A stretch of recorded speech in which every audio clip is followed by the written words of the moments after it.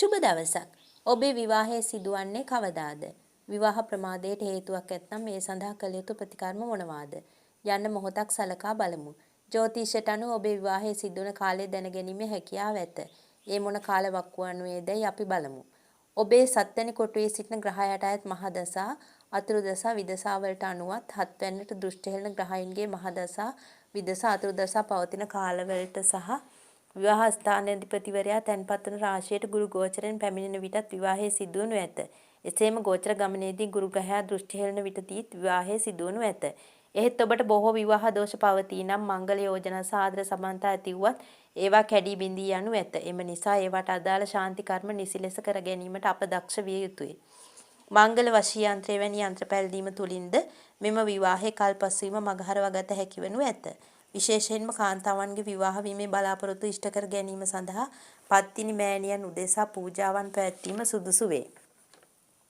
මස් මාංශ වලින් තොරව ආහාර අනුභවය කරමින් පස්පයින් වැළකෙමින් පත්තිනි මෑණියන්ගේ රූපයක් පත්තිනි දෘෂ්ටියෙන් ජීවම් කරමින් දුම් මැල්ලීම කළ යුතු වේ. පසුව පත්තිනි දේව කන්නලව ඉදිරිපත් කර තමාගේ අභිප්‍රාය ඉටු කර දෙන මෙන් ඉල්ලා සිටිය යුතු වේ. යන්ත්‍ර පැළඳීමේදී ප්‍රතිපත්තිගරු කෙනෙකු ලවා කරවීම අනිවාර්ය වේ. එමගින් ඔබට යහපත් ප්‍රතිඵල ළඟා කරගත හැකි වනු ඇත. පත්තිනි දේව කන්නලව්ව දක්ෂ ඇදුරෙකු ලවා කරවා ගන්න. එසේම කිරියම්මාවරුන්ට දානයක් පිළිගන්වා ඒ මගින් තමාගේ විවාහ දෝෂ නැති කර දෙන මෙන් ඉල්ලා සිටීමද යහපත් වේ. මෙහිදී කිරියම්මාවරුන් තෝරා ගැනීමේදී බොහෝ කල්පනාකාරී විය යුතු වේ. වඳ ස්ත්‍රීන්, බොහෝ මහලු අය, අංග විකල අය, රෝගීන්, වැන්දඹුවන්, නරක නපුරු ගතිගුණ ඇති අය මේ සඳහා තෝරා නොගත යුතුය. පස්පයින් වැළකීමෙන් දිවි ගෙවන කිරිමව්වරු 7 දෙනෙකු මේ සඳහා තෝරාගත යුතු වේ. බෝධි වෘක්ෂයට පූජා පැවැත්වීමද තමා කළා වූ උතුම් ප්‍රතිපත්තියක් සිහිපත් කොට තමාගේ විවාහය සඵල වේවායයි සිහිපත් කිරීමද යහපත් වේ.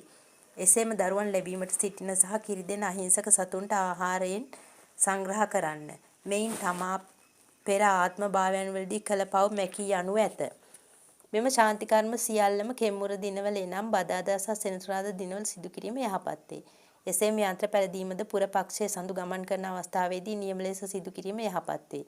මා මේ ප්‍රකාශ කළ කරුණු ඔබට යම් පමණකට හෝ ප්‍රයෝජනවත් වූ අය සිතෙන්නේ නම් ලයික් කරන්න, කමෙන්ට් කරන්න, සබ්ස්ක්‍රයිබ් කරන්න, ෂෙයා කරන්න. ඔබට බුදු සරණයි.